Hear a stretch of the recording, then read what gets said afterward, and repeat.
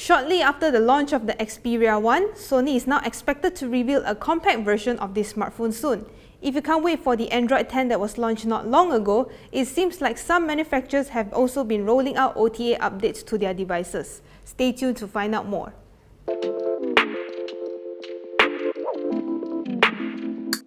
Sony is about to reveal a compact version of the Sony Xperia One. According to its official IFA 2019 teaser, the new device will put Xperia excellence in the palm of your hand. The upcoming smartphone may be the successor of the Xperia XZ2 Compact.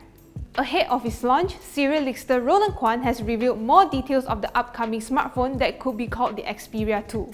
If you look at the design, it looks exactly the same as the Xperia One, except that its camera array is positioned to the top left side of the rear.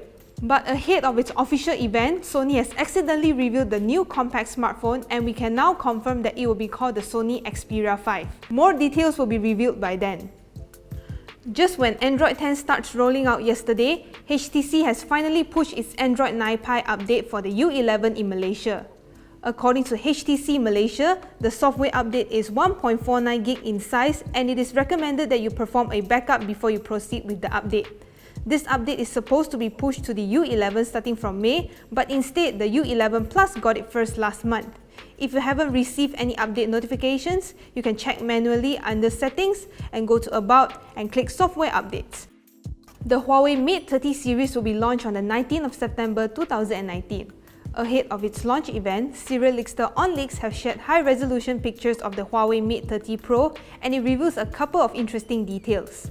In terms of design, it matches the earlier leaked promo image of the Huawei Mate 30 Pro. It comes with a quad camera setup at the back that is surrounded by a circular cutout, while the front still remains the notch. If you look at the sides, you will notice there's just a single power button. It is believed that Huawei is going for a touch-sensitive volume rocker where users can slide up or down to adjust the audio level. If you're traveling overseas and want to avoid expensive roaming fee, AirAsia has a traveler SIM pack that provides roaming data for as low as 30 ringgit for 7 days. The good thing about this SIM pack is that it allows you to roam across multiple countries with a single price, which is practical if you're going for a multi-country trip. For the red pack that costs 30 ringgit, it covers 15 countries, which includes Malaysia, Singapore and Thailand. For the black pack that costs 60 ringgit, it only covers 7 countries including China, Vietnam and Japan. Do note that these are data-only SIMs, so you can't make any calls or SMS. Shortly after the launch of the latest Android 10, some phone manufacturers have already pushed out the update for their devices. The Essential phone is getting the update on day 1, but there's also been a surprising update from Redmi.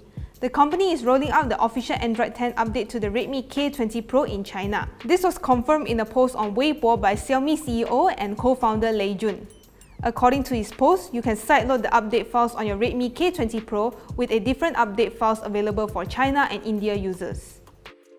Thank you guys so much for watching. If you like this video, remember to give it a thumbs up, like us on Facebook, subscribe to our YouTube channel and also hit the notification bell icon so that you'll be informed whenever we post a new video.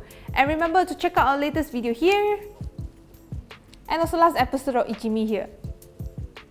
That's it from me and I'll see you in the next one. Bye!